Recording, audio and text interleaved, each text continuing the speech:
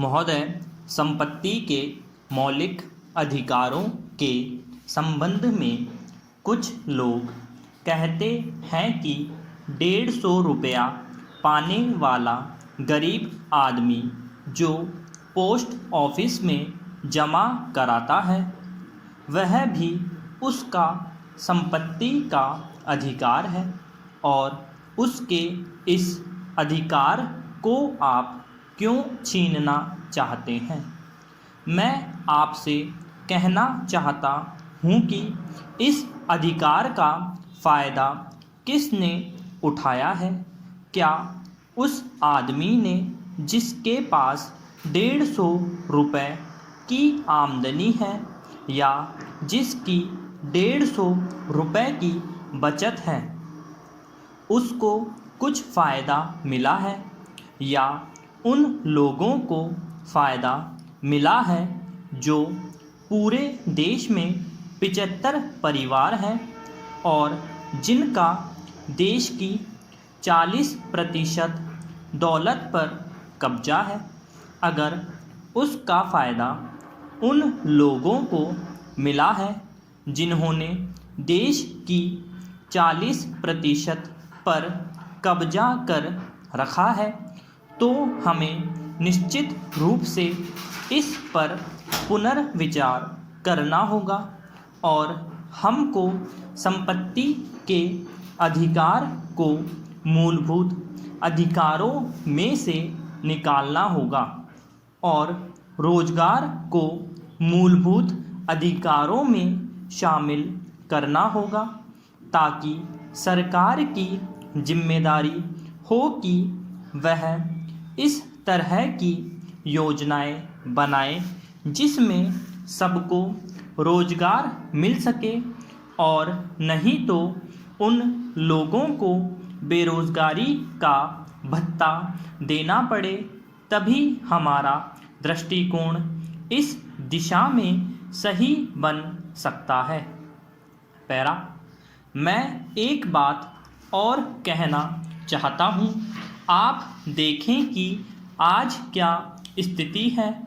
आज स्थिति यह है कि आज एक आदमी खेती भी करता है, वह आदमी वकालत भी करता है और वह आदमी बिजनेस भी करता है। वही आदमी संसद का सदस्य भी हो सकता है और उसके साथ और 10 धंधे कर सकता है। उसके लिए कोई पाबंदी नहीं है। और दूसरी तरफ 20 करोड़ आदमी ऐसे हैं कि जो गरीबी की न्यूनतम सीमा रेखा के नीचे रहते हैं, जिनको कोई रोज़गार उपलब्ध नहीं है। तो इन दो स्थितियों में हमें तुलना करनी पड़ेगी कि क्या संपत्ति के अधिकार को सुरक्षित रखते हुए हम इन निरीह लोगों को छोड़ दें कि जो देश के असली नागरिक हैं।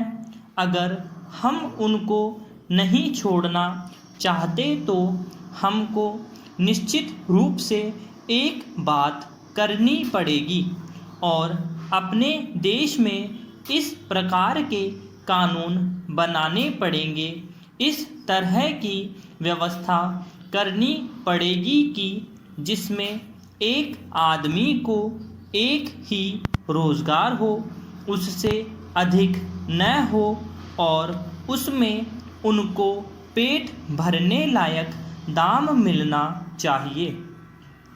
आज तो हमें न्यूनतम आवश्यकताएं चाहिए जो उनको तो आज कपड़ा मिल जाए, रोटी मिल जाए, मकान, स्वास्थ्य और शिक्षा की सुविधा मिल जाए।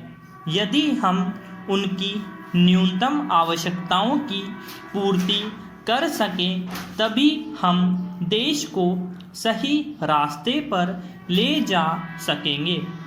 आज की जो अर्थव्यवस्था है उसमें जिस आदमी के पास पैसा है, जिसके पास साधन है, उसको छूट है कि वह चाहे जितना पैसा कमाए, लेकिन जिसके पास ऐसा नहीं है, जिसके पास श्रम शक्ति नहीं है, जिसके पास केवल उसके हाथ पैर हैं, वह भी अपने पैरों पर खड़ा हो सके, इसके लिए सरकार के पास कौन सी योजनाएं हैं और वह उन योजनाओं को कैसे लागू करना चाहती है।